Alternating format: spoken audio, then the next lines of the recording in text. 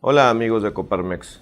En primer lugar, esta semana, al inicio de la misma, queremos hacer patente nuestra solidaridad con el más de 1.2 millones de mexicanos que han sido afectados tanto por el huracán Manuel como por la tormenta tropical Ingrid. Es lamentable, estamos haciendo centros de acopio en los 65 centros empresariales de nuestro país, solidariamente como empresarios, con todas las personas, con todos los compatriotas que están sufriendo en este momento. Por otra parte, el sector patronal del país hace un llamado a los diputados y senadores de la legislatura para que escuchen al sector productivo y modifiquen la iniciativa de reforma fiscal enviada por el Ejecutivo, toda vez que su diseño significa un riesgo latente de retroceso económico y social para México. Los empresarios consideramos que los términos de la actual iniciativa en materia de reforma fiscal reinstauran una estructura centralista en el gasto público, elevan las tasas impositivas a los contribuyentes cautivos y no buscan abatir la informalidad.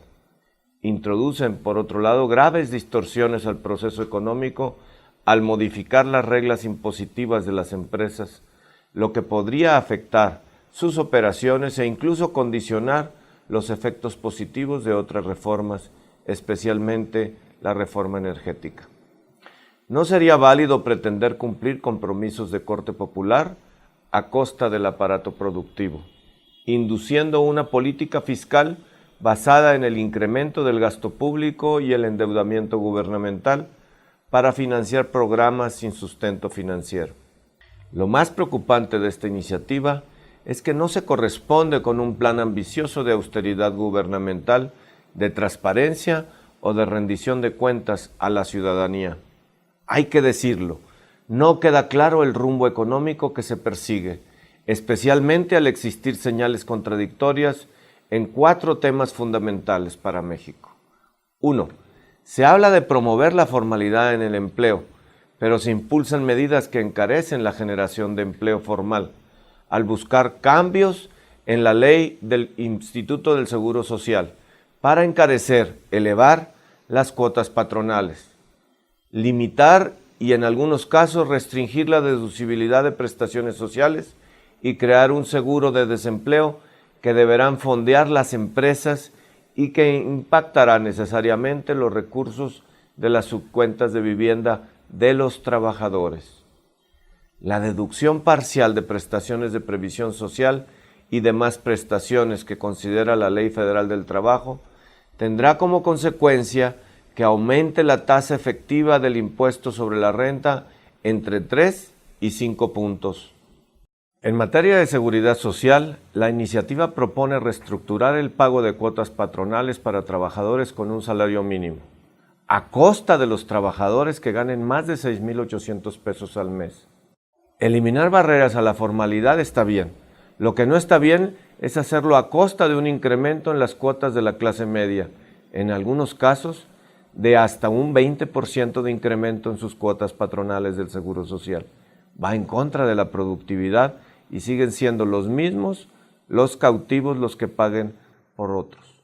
Este apartado de la iniciativa va en contra de los esquemas de productividad que nos hemos propuesto trabajadores y empresarios, en los que hemos acordado programas de eficiencia, metas de productividad y puntualidad a cambio de bonos de compensación para la labor de los trabajadores en favor del progreso de la empresa.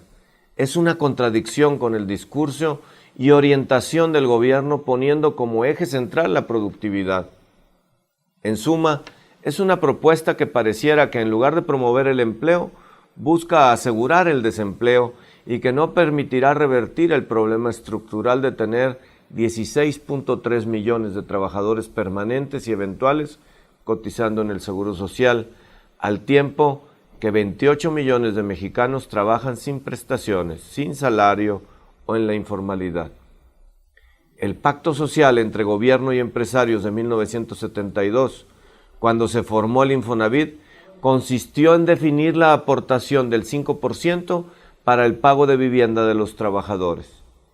Si hoy el gobierno nos dice que ya no es necesario, no creemos entonces que debamos seguir pagándolo, en lugar de que se desvíen estos recursos para otra cosa diferente a la de su origen, la vivienda de nuestros trabajadores.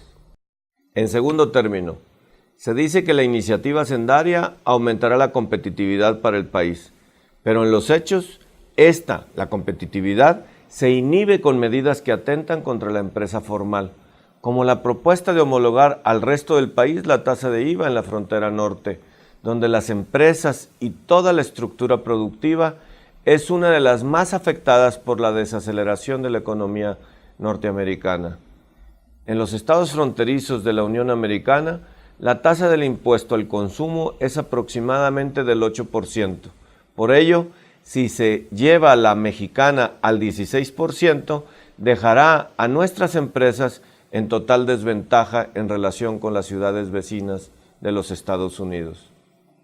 Esa medida provocará una reducción de la capacidad de consumo, retiro y desaliento de inversiones y apertura de empresas.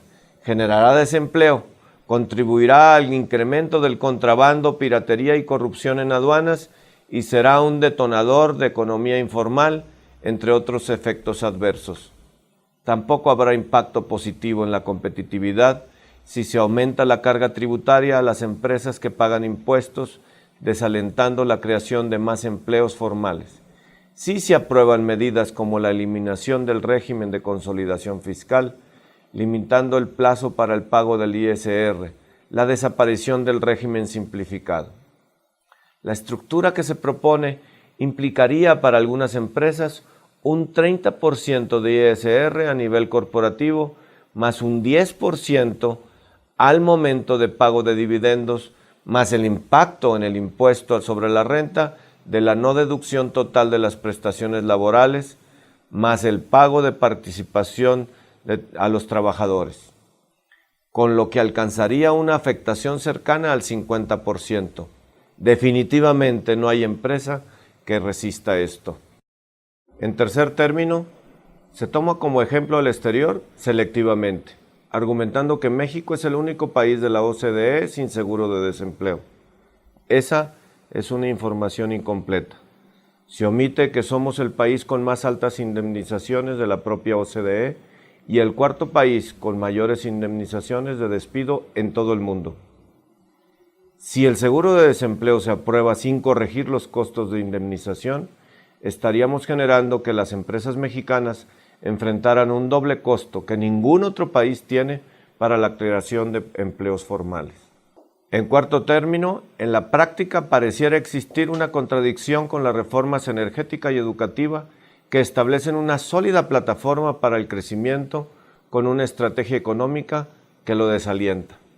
De hecho, los beneficios de la reforma energética pueden condicionarse por las distorsiones que introduce una reforma recaudatoria dirigida a los mismos de siempre, a la clase media y a las empresas formales que somos los que pagamos los impuestos. El paquete del presupuesto presentado incluye cerca de 500,000 millones de pesos adicionales a lo gastado el año pasado, la mitad de ellos financiados con deuda pública nueva y el resto a cargo de las empresas y las clases medias. ¿Quiénes tendrían que cargar con una recaudación adicional por 240,000 millones de pesos? La clase media, equivalente al 1.4% del PIB prevista para el próximo año. Es importante saber cómo se van a gastar y cómo abona ese aumento del gasto público a construir el país que todos queremos. Es válido reiterar cuál es el rumbo de política económica que inspiró esta reforma. El sector empresarial no quiere que se repitan experiencias que hoy viven otros países como Grecia y España, ni mucho menos las que México ha sufrido en el pasado. Hacemos un llamado a los legisladores a escuchar las observaciones del sector empresarial sobre la iniciativa de reforma hacendaria con el ánimo de superar nuestros rezagos, con un diálogo de altura para lograr tasas de crecimiento sostenido del 6%. Hay que recordar que nuestra meta es de 1.2 millones de empleos por año, que es lo que México requiere para disminuir las diferencias. Estamos a tiempo de evitar un deterioro de la confianza en México de los inversionistas en los mercados internacionales.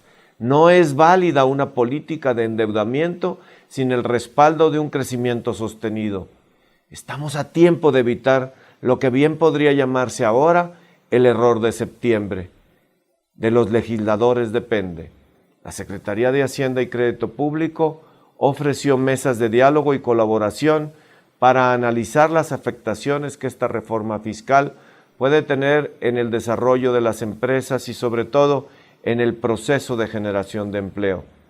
Nosotros les tomamos la palabra y asumimos la responsabilidad de trabajar junto con ellos, con el gobierno y legisladores, para realizar los ajustes necesarios a esta iniciativa. En este mes de la patria, recordemos que ésta se construye todos los días desde cada una de nuestras responsabilidades en nuestro trabajo cotidiano. Hagámosla crecer, nuestra patria, con nuestro trabajo comprometido. A todos les deseo un buen inicio de semana y éxito en todos sus proyectos.